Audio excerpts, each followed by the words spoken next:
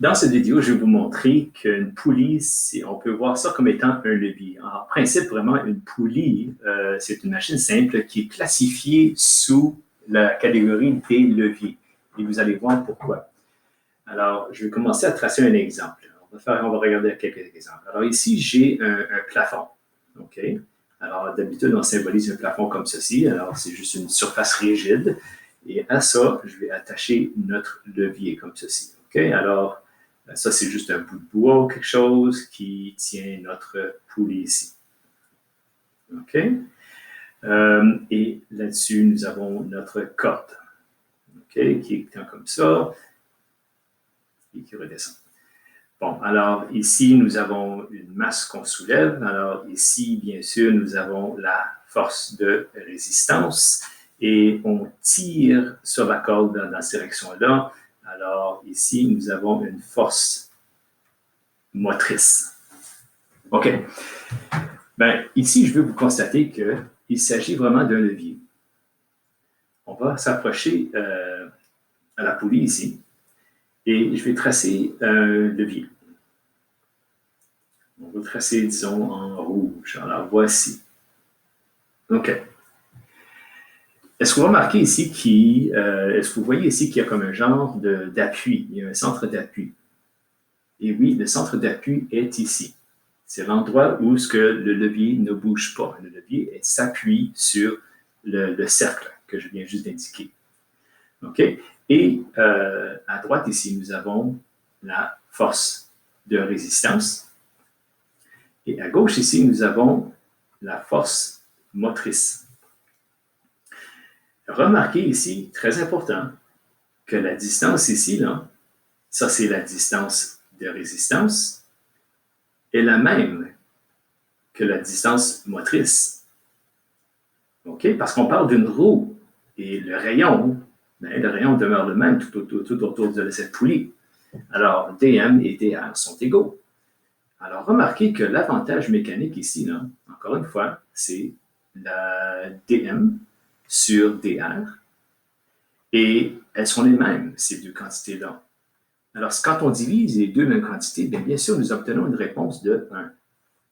Alors, on constate ici que l'avantage mécanique de cette poulie est simplement 1.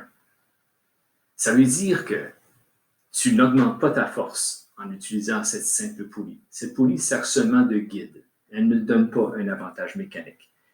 Aussi, ça veut dire que la distance sur laquelle la masse va se soulever sera égale à la distance sur laquelle tu tires la corde. OK?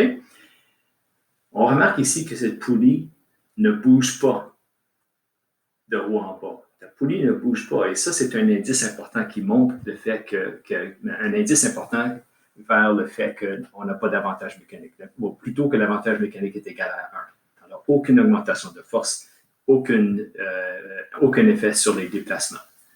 Alors, regardons un autre exemple. Cette fois-ci, j'aurai mon plafond encore une fois. Si je peux faire fonctionner ma plume. OK, voilà. Alors, voici encore notre plafond. Cette fois-ci en bleu. Et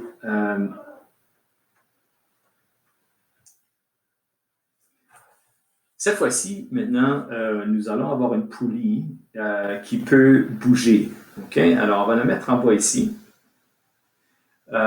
Et cette poulie-là est attachée à une masse, comme ceci. Alors, ça, c'est un bout de bois qui est attaché au centre de rotation et nous avons une masse qu'on soulève ici. OK? Maintenant, comment ça marche, cette poulie ici? Alors, la corde, il y a une corde qui va du plafond jusqu'à la poulie ici, enrobée, puis nous, on tire, disons, par là. On tire sur la corde. La grosse question ici, c'est est-ce qu'il y a un avantage mécanique? Ça veut dire un avantage mécanique plus grand que 1 ou moins que 1. Est-ce qu'on augmente notre force? Est-ce que ça va diminuer notre force, cette poulie ici? Alors, regardons, on va le traiter encore une fois comme étant un levier. Alors, on va s'approcher de la poulie ici pour lancer un coup d'œil. Je vais tracer un levier encore une fois. Alors, voici, ça doit passer par le centre d'appui. Le centre d'appui, c'est où? La question que je vous pose. Alors, voici mon levier. Je vais tracer comme ceci pour cette fois-ci. Maintenant, question encore. Où est le centre d'appui? Est-ce que c'est vraiment au centre, là, ou est-ce que c'est à travers le centre de la poulie? Eh bien, en effet, non. Non, le centre d'appui est vraiment ici, si je trace mon triangle. Parce que si tu y penses, la corde à droite, elle ne bouge pas. Elle est attachée au plafond, n'est-ce pas? C'est une corde rigide. Alors, la corde ici, plutôt cet endroit de la poulie, ne bouge pas. Alors, ça ici, c'est vraiment ton centre d'appui à la droite. OK? Et remarque aussi que la force de résistance, je fais ça en différentes couleurs ici, la force de résistance ici, c'est la masse que tu soulèves. Alors là, il y a une force de résistance vers le bas. OK? Et la force motrice, eh bien, elle est par là, mais on va plutôt dire que c'est, on va juste estimer, mais on va dire que notre force de résistance, ou la force motrice plutôt, c'est par là, la force sur laquelle tu tires. OK? Alors ça, c'est intéressant. Notre levier est différent cette fois-ci. Et ça, c'est une conséquence du fait que cette poulie, la poulie, elle est permise de bouger en haut, en bas. Alors, cette poulie va monter si on tire sur la corde comme ceci. OK, je vais enlever toutes mes flèches. Bon, alors, je vais juste effacer ma flèche à droite ici. Là. Bon, OK, on continue. Alors, ça, c'est intéressant. Mais encore une fois, remarquez, il s'agit d'une roue, n'est-ce pas? Alors, cette distance ici, là, ça, c'est notre distance de résistance. OK? Mais où est la distance motrice? Souvenez-vous que les distances sont toujours mesurées à partir du centre d'appui. Donc, voici la distance motrice. OK? Et tu remarques que dm est 2 fois plus grand que dr, n'est-ce pas? Parce qu'encore, on nous parle de poulie. Alors, c'est 2 fois le rayon. Alors, dm, c'est un diamètre et dr, c'est un rayon. Alors, remarquez que l'avantage mécanique ici, encore une fois, c'est dm sur dr. Et puisque dm est 2 fois plus gros que dr, nous allons toujours avoir une réponse de 2 ici. Alors là, voilà que c'est très intéressant que cette poulie ici, cette poulie qui permet de se lever, donne un avantage mécanique de 2. Okay? Qui est différent que la poulie que nous avons vue auparavant, où la poulie ne pouvait pas bouger. Ici, on avait un avantage mécanique de 1. Okay? Intéressant de voir ce point de vue-là. Ça veut dire que maintenant, un avantage mécanique de 2 veut dire qu'on va doubler notre force. Alors, si, par exemple, je tire sur la corde avec une force de 50 newtons, OK? Ça, c'est notre force appliquée ou notre force motrice.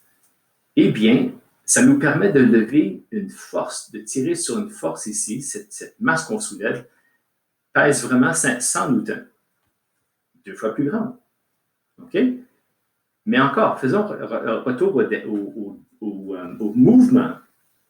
Si je tire sur la corde sur une distance de 2 mètres, disons, eh bien, la masse qu'on soulève sera soulevée seulement la moitié de ça. Alors, cette masse va se soulever de seulement la moitié de 2 mètres, qui est, bien sûr, 1 mètre. OK? Alors, on peut appliquer ce genre d'analyse à toutes sortes de systèmes de poulies et pour découvrir pourquoi l'avantage mécanique est tel quel. Okay? Alors, ça s'applique certainement aux poulies, au système de poulies multiples, où tu as 4 ou 5 poulies, okay?